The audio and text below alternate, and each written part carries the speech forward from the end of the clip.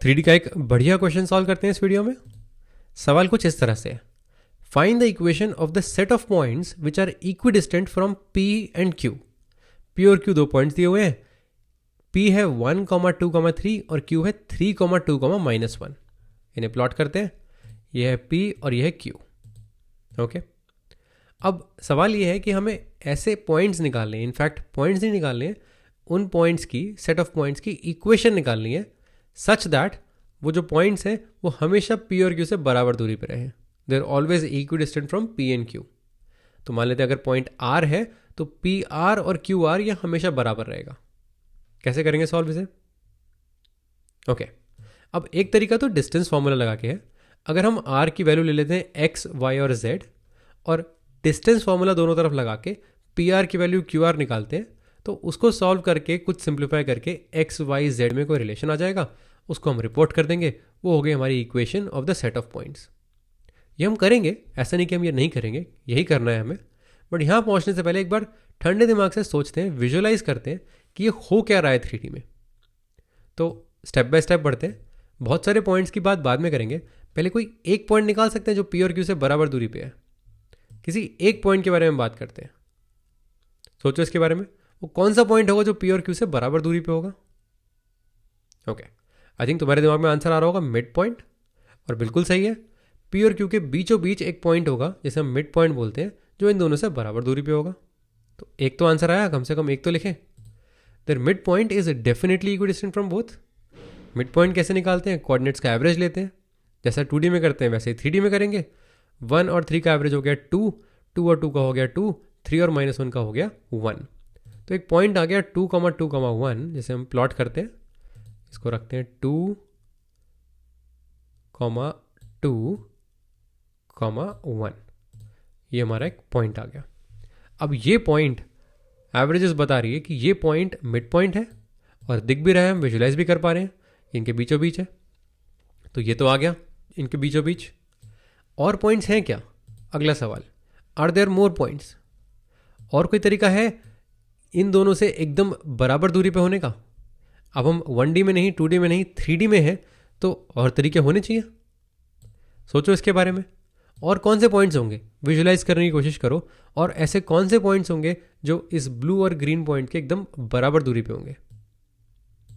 Okay, तो ये तो 1D था, इसी को 2D में एक्सपैंड करते हैं। एक बार इसको चलाने की कोशिश करते हैं। ये मेरा पॉइंट है, अगर मैं इसकी लेंथ जोड़ दूं तो दिखने लगेगा। इसको इस तरह से चला रहे हैं कि ये हमेशा ब्लू और ग्रीन से बराबर रहेगा। ये जो रस्सी बांधी हुई है दोनों तरफ बराबर रहेगी। तो देख के क्या पता लग रहा है, ये जो येलो पॉइंट है ये कहाँ मूव कर रहा है? सोचो इसके बारे में। पहले हम 1D में थे तो मिड पॉइंट था, अब हम इसको इस एंगल से देख रहे हैं, एक 2 डायमेंशनल फिगर देख रहे हैं।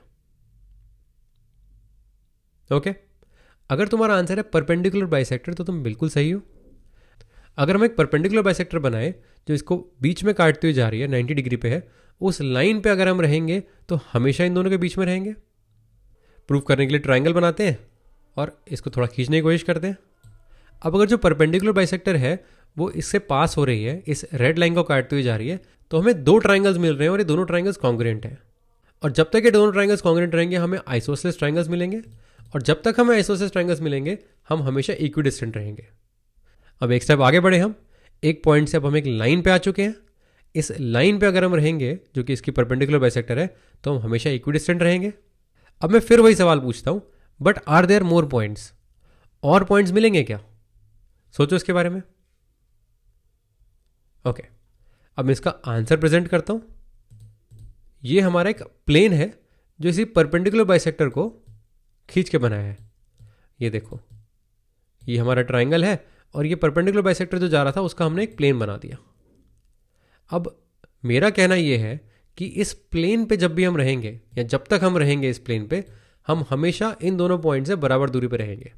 इसको प्ले करते हैं। ये देखो, जब भी हम इस प्लेन पे हैं तो हम इन दोनों पॉइंट से बराबर दूरी पे हैं। अब तुम्हारा काम यह है कि एक बार वीडियो पॉज करके इसे प्रूव करने की कोशिश करो कि ऐसा हो क्यों रहा है। इस प्लेन में ऐसा क्या है कि हम हमेशा इन दोनों पॉइंट से इक्विडिस्टेंट हैं? सोचो इसके बारे में।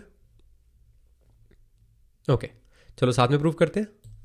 तो जो चीज़ हमने 2D में की उसी चीज़ को हम 3D में कर सकते हैं। यहाँ से अगर आप देखोगे तो 2 ट्रायंगल दिख रहे हैं। ये जो प्लेन है ये इस ट्रायंगल को बीच में से काटता जा रहा है और ये जो 2 ट्रायंगल बन रहे हैं ये कॉन्ग्रुएंट है। इसको प्रूव कर सकते हैं। ये साइड कॉमन, ये साइड बराबर क्योंकि परपेंडिकुलर बाइसेक्टर है, और ये एंगल है 90 डिग्री क्योंकि परपेंडिकुलर है।